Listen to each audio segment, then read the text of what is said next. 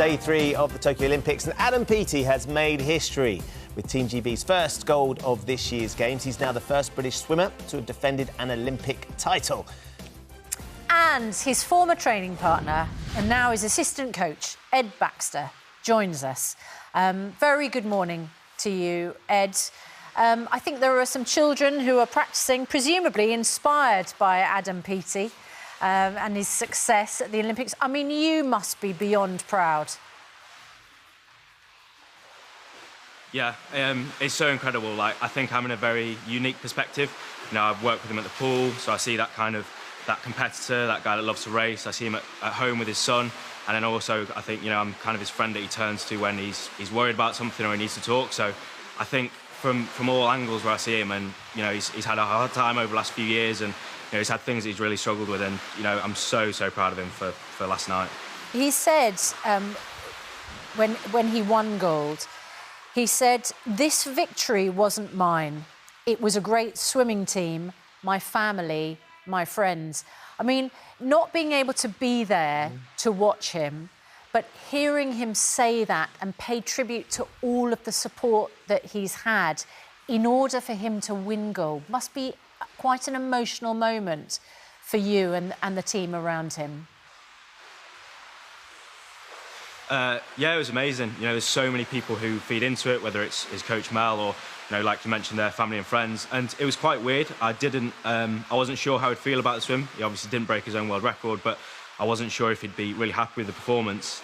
So I wasn't that emotional. And then just before we came on air, he FaceTimed me on my way to the pool, and we just got really emotional. He just said, you know, kind of like tearing up, just thank you so much. And, you know, I'm saying what you're saying thank you for, but, you know, it's such a massive effort. You know, it's been 5 years of sacrificing your whole life to do something, and you know, it's amazing to see that there's so many people that feed into it. You know, it's not just his coach, it's not just his family. You know, it's everyone that's part of the journey. It's an extraordinary thing, isn't it? Because of course we all sit back and go, "Wow, we've got this world champion, Olympic gold medalist Adam Peaty. He's got the top 20 times ever in his distance. They're all his times. He's so dominant in his discipline. He is just remarkable as an athlete in his particular stroke in that discipline. But that comes with a lot of pressure, doesn't it? The pressure to sort of keep beating that record, keep succeeding, keep pushing himself. And I was fascinated to see, like, he takes the pressure on board really well, but he just said, you know, he's hugely relieved, and there's a huge sense of relief that comes with actually living up to his own expectations. Yeah, definitely. I think, you know, it was really weird when there was no fans at the Games. I actually said, out of everyone in the whole competition, it would probably be the biggest detriment to him. He loves the pressure, you know, when there's tens of thousands of people screaming his name, when he feels like the weight of the country is on his shoulders to get that first Games, that's when he comes alive. So, you know, but he's always been so adaptable. Whatever the situation is, whatever's going on, he's always a person that can perform and can deliver. So, yeah, he thrives under it. It's what he lives for. Tell us a bit... Sorry, I was just going to ask you to tell us a bit more about that FaceTime call. As you said, I mean, that's the moment when, you know, you're able to speak to him, see him sort of almost as close as possible in person after that victory. Tell us about that call, how he was and how it made you feel. Well, he just answered it, and we said something. We started talking about something completely random apart from the race, which is kind of our relationship, I guess.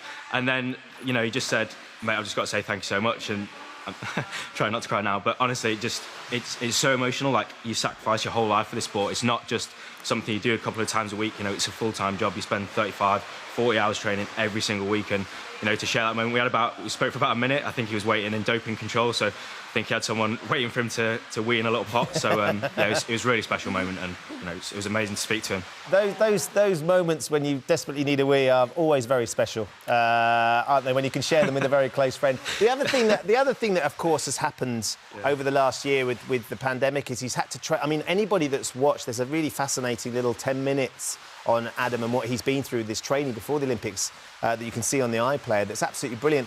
You know, the fact that he had to train, and all of our athletes and had to train on their own for a long period of time when all the restrictions came in. He's become a father. He's moved house. He can't concentrate on his little boy George because he's got to perform. I mean, talk through a little bit, Ed, of some of the complications that he's been dealing with, some of the things he's had to juggle alongside trying to stay focused on the race and the Games. Yeah, definitely. I think you've kind of named it all there. You know, you get one of those things thrown in, you get a pandemic, or you have a child, or you have to move house, and that can ruin your whole games. That's what I said to him last night. You know, I sent him, like, I guess a war message is probably the best way of putting it. You know, you've been through everything. There's nothing that's been thrown at you that couldn't have been. Every single thing that could have gone wrong or stand in your way to perform as, you know, that perfect performance has been there. Yeah, he still managed to do it. I honestly, every single aspect that could have, you know, held him back, or not so much held him back, but just stood in a way, you know, potential obstacle. It's not an obstacle for him. He gets through anything. It's such an incredible achievement. He's an absolutely outstanding athlete. You've already referred to it, Ed, but it's very interesting. He says about his dad. My dad was a bricklayer, so he was carrying bricks on his shoulders every single day. He was extremely hard-working, and I inherited that. I've always loved to suffer. I've always loved hard work.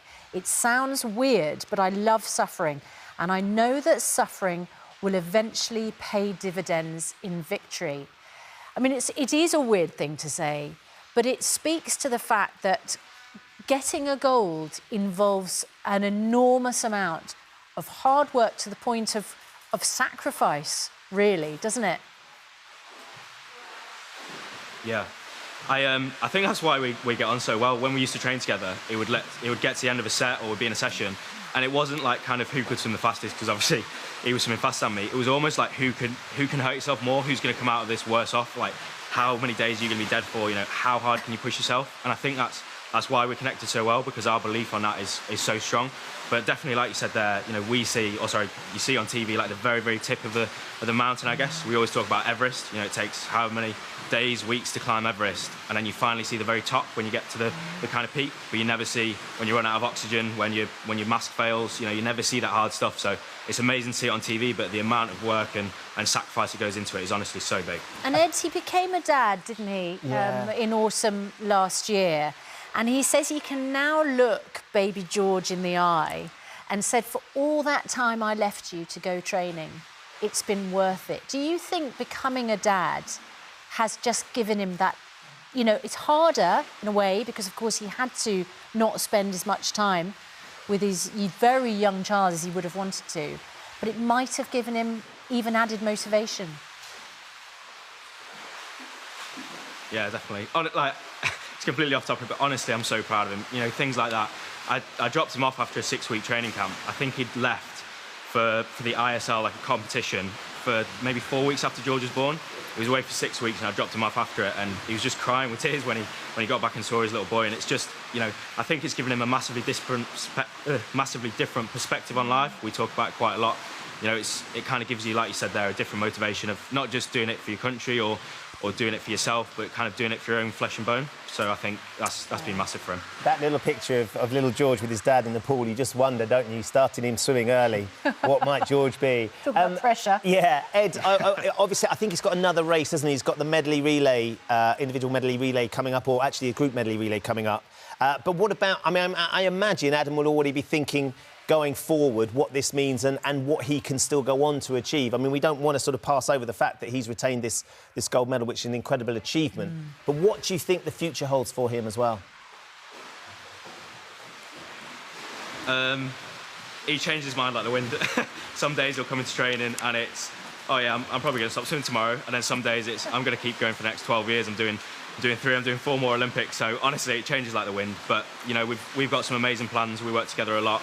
You know, he speaks to his coach Mel a lot. They've got some really exciting plans in training to kind of keep him loving the sport and keep winning for as long as possible. So I don't think he's stopping anytime soon.